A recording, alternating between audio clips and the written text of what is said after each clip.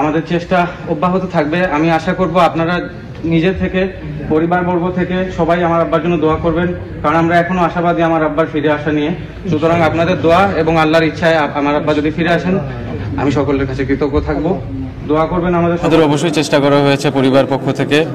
আমরা বিভিন্ন সময় লিখিত এবং অনেক সময় ইন পার্সন গিয়েও আমরা চেষ্টা করেছি। তারা সকল সময় আমাদেরকে আশ্বাস দিয়েছেন যে তারা চেষ্টা করে যাচ্ছে তাদের সর্বোচ্চ। আমরা অলরেডি দেখেছি যে বিভিন্ন জায়গা থেকে গুম হওয়া কিছু মানুষ ফিরে এসেছে। সুতরাং সেই অবস্থা থেকে এবং সেই অবস্থা দেখে আমরা অনেক সময় অনেক জায়গা থেকেই সরকারের পক্ষে চেষ্টা করেছি।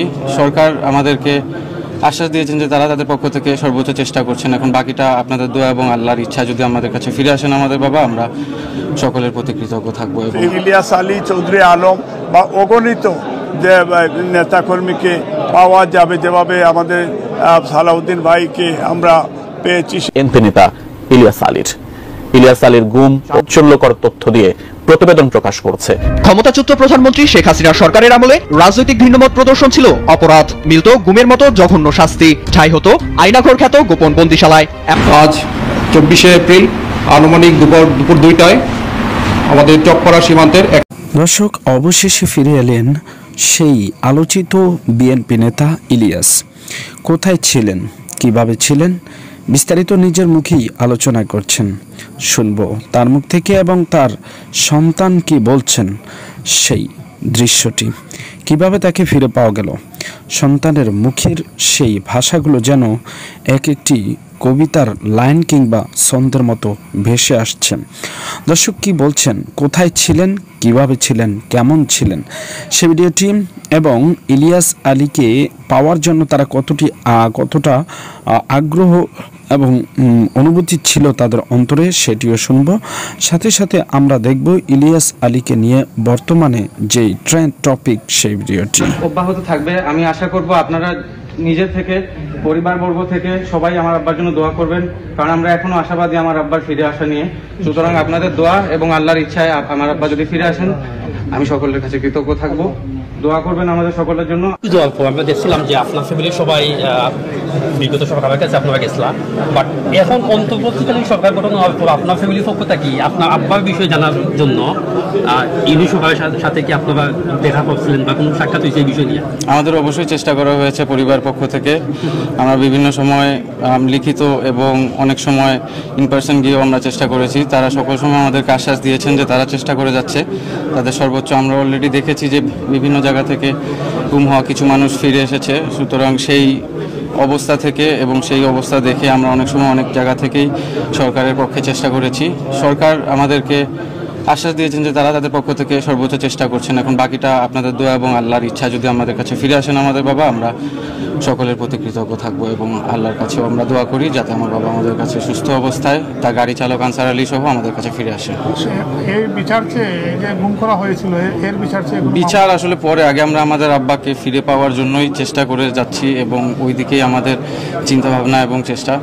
ইনশাল্লাহ বিচার তো পৃথিবীতে হোক আর পরকালে হোক, সবারই সব কিছুর বিচার হবে। সুতরাং বিচার নিয়ে আমরা, বিশেষ করে আমি খুব একটা এখন চিন্তা করছি না। আমরা এখন আমাদের বাবাকে এবং তার গাড়ি চালক আনসার আলী সহ তার সাথে দিন আর্জুনের যারা গুম হয়েছেন এবং বাংলাদেশের বিভিন্ন প্রান্তে যারা গুম হয়ে আছেন, তাদের পরিবারের দিকে তাকিয়ে এবং তাদের পরিবারের কথা চিন্তা করে শুধুমাত্র তাদের প্রিয়জনকে ফিরে পাওয়ার জন্যই আমরা এখন দোয়া করে যাচ্ছি এবং চেষ্টা করে যাচ্ছি। দর্শক, এতক্ষণ পর্যন্ত আপনারা দেখলেন যে ইলিয়াস আলীর সন্তানরা কিভাবে তাকে ফিরে পাওয়ার জন্য এখনো পর্যন্ত আকুতি মিনতি জানাচ্ছেন এবং প্রধান উপদেষ্টার কাছে ও বিভিন্ন রাজনৈতিক নেতাদের কাছে ছুটোছুটি করছেন। মূলত পিতার প্রতি সন্তানের যে টান কিংবা ভালোবাসা, সেটি কোনো অংশে কমেনি এখনো। এরই মধ্যে একটি সুসংবাদ নিয়ে এসলেন, আর সেই সুসংবাদটি কি, বিস্তারিত দেখুন এই ভিডিওতে। ক্ষমতাচ্যুত প্রধানমন্ত্রী শেখ হাসিনা সরকারের আমলে রাজনৈতিক ভিন্নমত প্রদর্শন ছিল অপরাধ, মিলত গুমের মতো জঘন্য শাস্তি, ঠাঁই হতো আয়নাঘর খ্যাত গোপন বন্দিশালায়, এমনটাই অভিযোগ ভুক্তভোগীদের।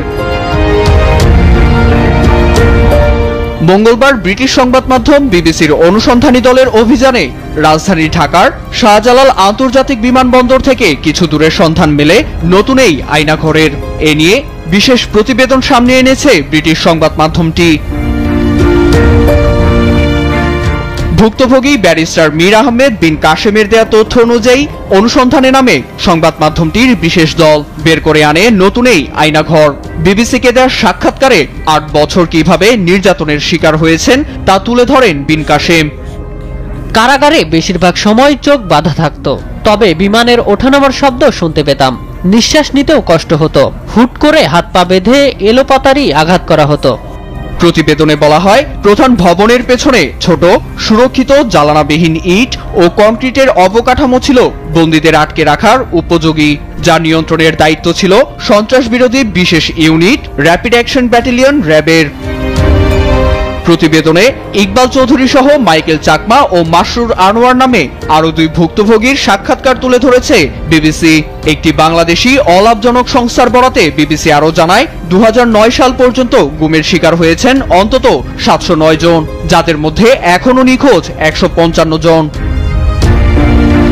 এদিকে গুমের মতো ঘটনাগুলো আওয়ামী লীগের অজান্তেই ঘটেছে বলে বিবিসিকে জানান দলটির মুখপাত্র ও সাবেক তথ্য ও সম্প্রচার প্রতিমন্ত্রী মোহাম্মদ আলী আরাফাত। অন্যদিকে উচ্ছেদিত আওয়ামী সরকারকেই দোষ দিচ্ছেন বাংলাদেশের আন্তর্জাতিক অপরাধ ট্রাইব্যুনালের প্রধান প্রসিকিউটর তাইজুল ইসলাম। বিবিসিকে বলেন, সারা দেশে 6 শতাধিক আয়নাঘরের সন্ধান মিলেছে। এসবের বিচার সম্ভব এবং একদিন অবশ্যই হবে বলে বিবিসিকে জানান এই প্রসিকিউটর। আজ 24শে এপ্রিল আনুমানিক দুপুর 2টায় আমাদের চকপাড়া সীমান্তের 184 মেইন পিলার থেকে আনুমানিক 1000 গজ বাংলাদেশের অভ্যন্তরে শাহবাজপুরের কয়লাবাড়ি ট্রাক টার্মিনালে এলাকায় আমাদের চৌকস টহল দল অভিযান